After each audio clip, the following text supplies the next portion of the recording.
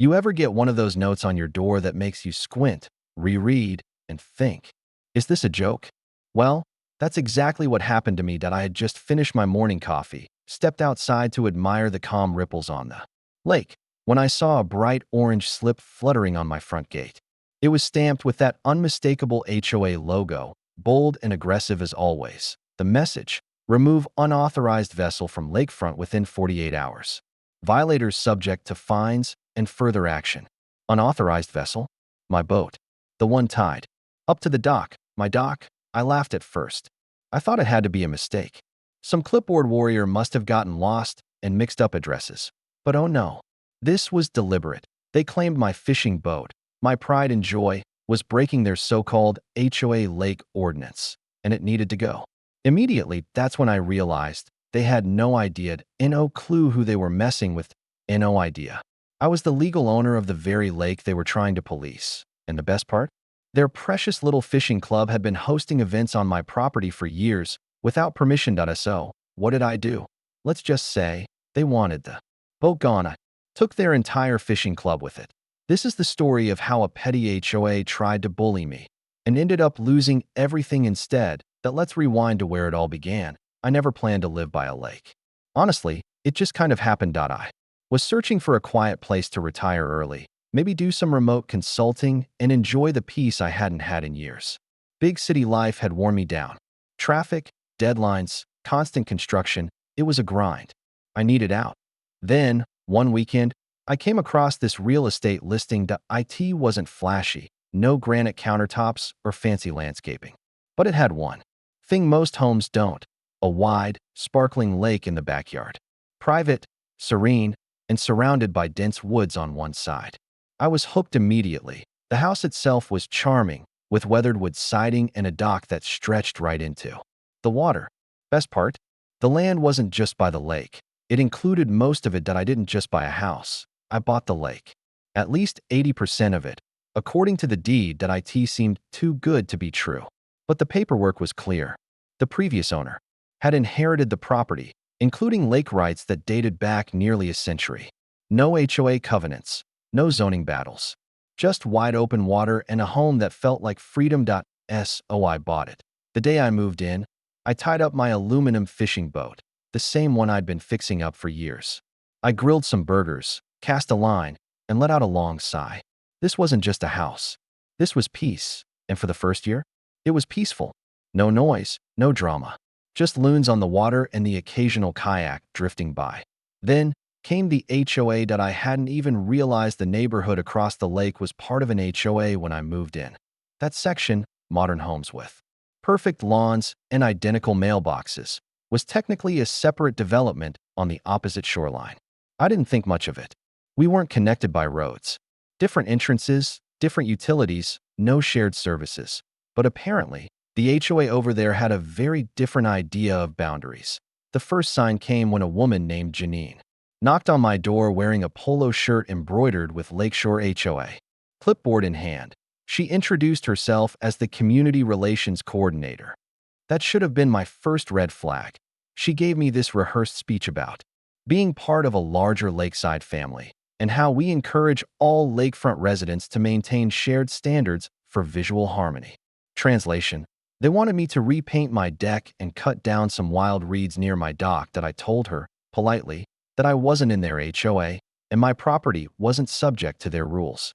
Her smile tightened like a rubber band stretched too far. She mumbled something about checking on that and walked off. That was just the beginning. Over the next few months, I got passive-aggressive flyers on my door. Reminders about lakefront aesthetic guidelines. Notices about noise curfews. Even one that said my wind chimes were in conflict with the community's acoustic integrity.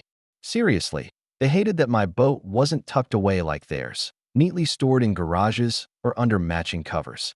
Mine was visible, old school, proudly floating on the water, but I didn't care. I lived on my terms. Or at least I thought I did.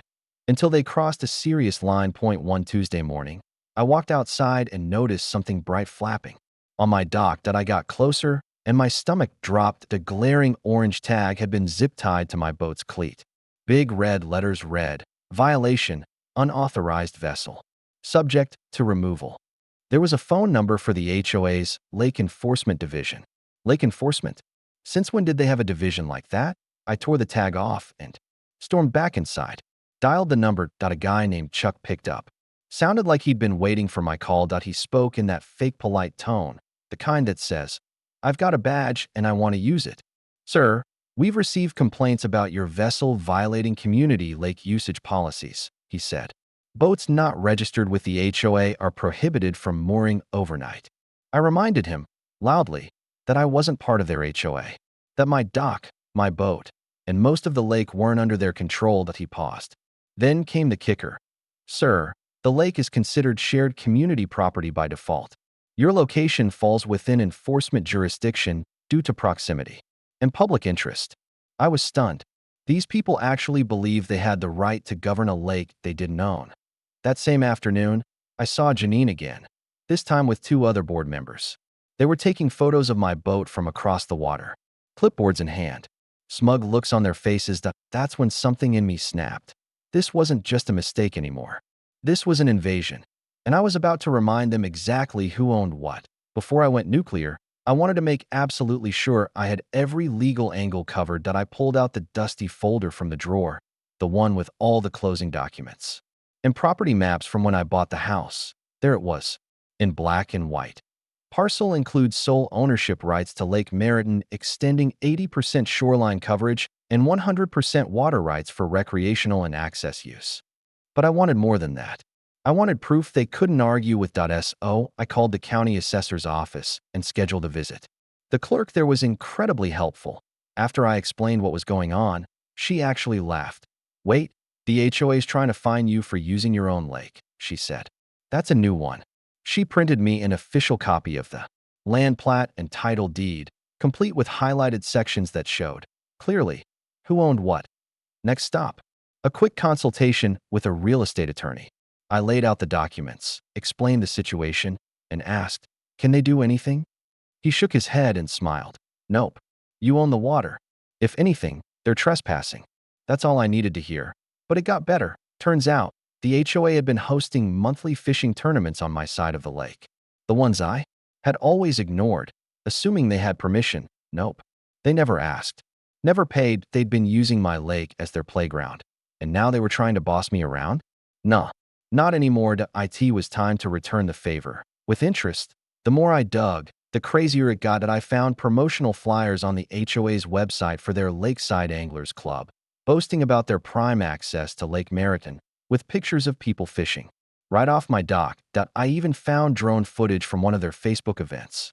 A barbecue and fishing derby, hosted by Janine herself. Tables, tents, and about 40 people, all trespassing on my land. That was the moment I decided, no more. Passive resistance. It was time to evict the HOA from my lake. First, I sent them a certified cease and desist letter, signed by my attorney. It laid everything out: my legal ownership of the lake, their lack of access rights, and a formal demand that they stop hosting events or trying to regulate boat usage. Then I installed new signs on my shoreline. Private property, no trespassing. HOA use prohibited, even added smile. You're on camera, for good measure. They tried to push back. Janine emailed me directly, calling my actions divisive and detrimental to community morale. I responded with a copy of my deed and a screenshot of their Facebook drone footage with the caption, "Funny how community morale didn't include asking permission." The fishing tournaments stopped immediately, but that wasn't enough for me. They wanted my boat gone? Well, now their entire club was banned. I even reached out to the local sheriff's office and filed a formal no trespass notice against any HOA members attempting to enter my property by water. You should have seen their faces the next weekend when 2 deputies escorted them off with a warning. They had no idea what hit them. By the time I filed the no trespass order, I was fully prepared for fireworks. The next fishing weekend, just like clockwork, the HOA fishing club showed up. Some of them had coolers, rods, even folding chairs they began setting up right by the shore on my side, like they owned it. That's when I made the call. 2 sheriff's deputies arrived within 20 minutes. I stepped out of the house, papers in hand. The officers politely asked the group to leave. When one guy argued and said, "We've been fishing here for years," the deputy looked over at me, nodded, and said, Not anymore. He owns this lake. You're trespassing. It was glorious. Janine stormed over in a visor and HOA-branded windbreaker. This is harassment, she shrieked. We've always had lake access. I calmly handed her a copy of the deed. You thought you had lake access. Turns out, you've been poaching it for years. And now, you're banned. She threatened to sue.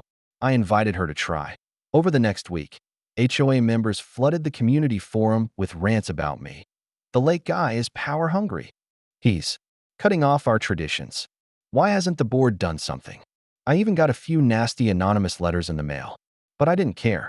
I posted a public notice on the lake bulletin, effective immediately, any and all non-authorized use of my lakefront property is prohibited.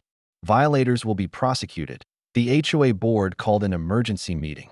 I wasn't invited, obviously, but I heard through a neighbor that they were scrambling.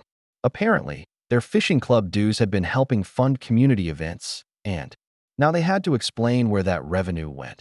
You want to find me for my boat? Now your club has no water to fish on. How's that for a power move? The final nail in the coffin came when I installed a locked gate at the only footpath from the HOA side that led to my lakefront. IT had a camera, a motion sensor, and a sign that read, "Private property, surveillance in use. Violators will be prosecuted." Within days, the HOA sent out a notice to their members. Due to access restrictions, all Lakeside Anglers Club activities are suspended indefinitely. I heard they tried moving the club to a small retention pond near the highway. It didn't go well. One guy got stung by hornets. Another lost his tackle in the mud. Meanwhile, I sat on my dock, sipping iced tea, casting my line, and enjoying the peaceful silence. No more events. No more strangers. Just me, my boat, and my lake. Funny how quickly people forget their arrogance once they lose control. The HOA never apologized, but they definitely backed off. No more notes, no more visits, no more fake ordinances. They pretend I don't exist now, which is fine by me. Sometimes, standing up for yourself means going beyond the petty and hitting them where it hurts. Their pride and their wallet. So, if you ever get fined for parking your boat where it belongs, double-check your property lines, because sometimes the best revenge is owning the lake they wish they ruled. Thanks for watching, and remember, always read the deed.